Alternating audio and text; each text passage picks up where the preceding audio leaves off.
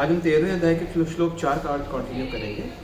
मनुष्य को यह जानना होता है कि यह शरीर किस प्रकार बना हुआ है, यह शरीर किन पदार्थों से बना है, ये किसके नियंत्रण में कार्यशील है, इसमें किस प्रकार परिवर्तन होते हैं, ये परिवर्तन कहाँ से आते हैं, वे कारण कौन से हैं, आत्मा का चरम लक्ष्य क्या है तथा आत्मा का वास्तविक स्वरूप क्या है। मनुष्य को आत्मा तथा परमात्मा, उनके विभिन्न प्रभावों, उनकी शक्तियों आदि के अंतर को भी जानना चाहिए। यदि वे भगवान द्वारा दिए गए वर्णन के आधार पर भगवद गीता समझ ले तो ये सारी बातें स्पष्ट हो जाएंगी।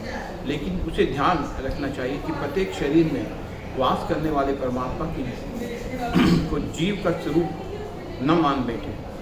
ऐसा तो सक्षम पुरुष तथा अक्षम पुरुष के एक समान बताने जैसा है। ऋषि भी बहुधा गीतम छंदो भी विविधे पृथक ब्रह्मसूत्र पदे च एव हेतु मद भी विनिक्षिते। ऋषि भी बुद्धिमान ऋषियों द्वारा बहुधा अनेक प्रकार से गीतम वर्णित, छंदों भी वैदिक मंत्रों द्वारा, विविध है नाना प्रकार के पृथक भिन्न भिन्न ब्रह्मसूत्र वेदांत के पदे नीति वचनों द्वारा च भी एव निश्चित रूप से हेतु मद भी कार्य कारण से विनिश्चित विभिन्न वैदिक ग्रंथों में विभिन्न ऋषियों के कार्यकलापों के क्षेत्र तथा उन कार्यकलापों की ज्ञाता के ज्ञान का वर्णन किया है। इसे विशेष रूप से वेदांत सूत्र में कार्य कारण के समस्त तर्क समेत प्रस्तुत किया गया है। तात्पर्य, इस ज्ञान की व्याख्या करने में भगवान कृष्ण सर्वोच्च प्रमाण हैं।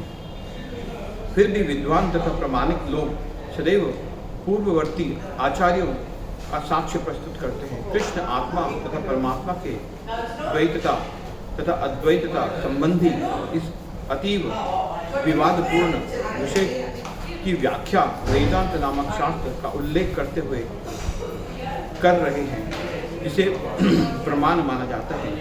सर्वप्रथम वे कहते हैं यह विभिन्न ऋषियों का मतानुसार है।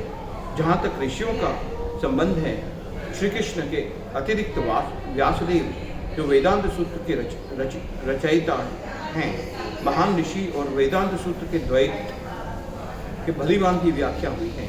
व्यासदेव के पिता पराशर भी महर्षि हैं और उन्होंने धर्म संबंधी अपने ग्रंथों में लिखा है, अहम तम च तथान्य,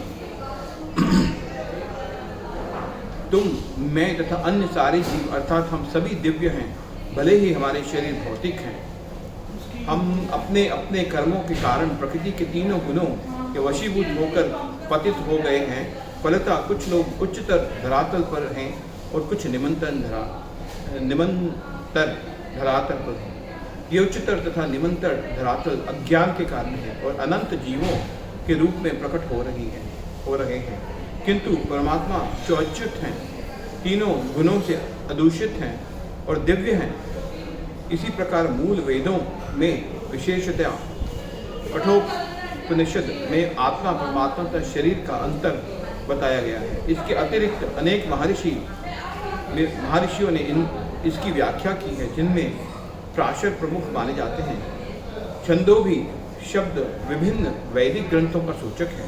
उदाहरणार्थ तैत्तिरीय उपनिषद जो यजुर्वेद का एक शाखा है, प्रकृति, जीव तथा भगवान के विषय में वर्णन करती है। हरे कृष्णा हरे कृष्णा।